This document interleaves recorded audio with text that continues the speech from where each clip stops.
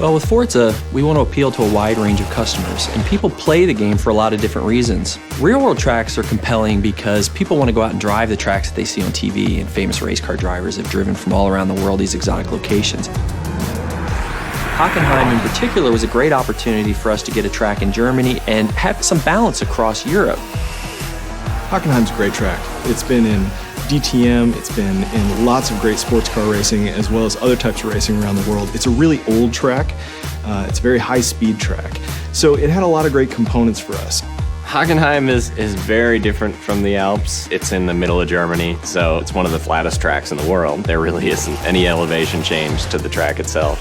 So it's just a very different experience. It's completely surrounded by trees, almost that sort of Black Forest feel, so that's something that we try to keep in mind as well. Last year, Turnton Studios traveled to Germany to capture the track to bring it to life in Forza Motorsport 4. First thing we wanted to do was drive around the track and get multiple perspectives of video for reference, and that really helps us get a good feeling for the track and help the other artists that weren't fortunate enough to come on the trip, people to get a real perspective of how things correlate to one another. My plan was to capture every square inch of this place, from the smallest details like tire skids to spherical panoramas. Between the three of us, I would estimate that we won't be leaving this track with less than 10,000 photos. We have many different techniques for capturing the track. One of them is that we lay down GPS splines. So we'll actually walk or drive around the track with different GPS devices so that we can accurately reproduce the topography and the camber of the track. There's a guy that wears this military-grade GPS harness with his little antenna.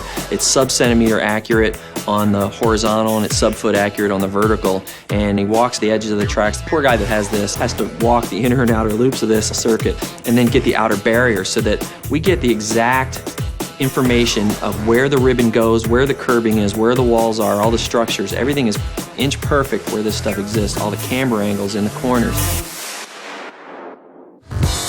Generally, the process for creating a track tends to be the same for all tracks. There'll be slight differences between real-world and fictional tracks, but the first thing we say is, what is the feel for this track? What are we trying to impart to the player? When it comes to real-world tracks, we want to make them as accurate as possible.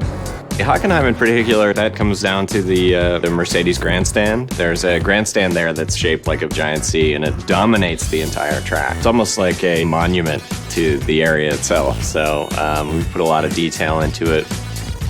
When you do look at it, it just has this sense of presence.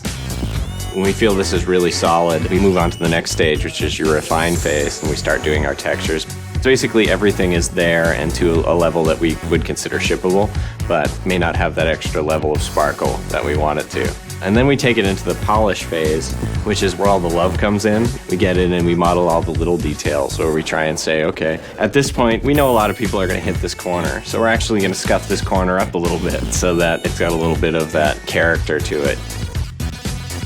For the ultimate test, we'll bring in pro race drivers, guys like Gunnar Jeanette, who've actually raced on a lot of these tracks, to give us his feedback. Because it can be inch perfect, but he can be like, you know, I use this brake marker, this rubber strip, right before the curbing on this, and then I turn, and this seems like it's happening just a little bit late, or this bump isn't quite bad enough. This upsets my car when I go in over here. So we go in there and we make sure we get all those little subtleties right as well. So when you're racing a track like Hockenheim in the game, it's going to feel and look just like it does in the real world to real drivers. We've measured, we've filmed, and we've photographed. It's time to take all of that source material and bring it to life. Here it is in all its glory in Forza Motorsport 4, it's Hockenheim.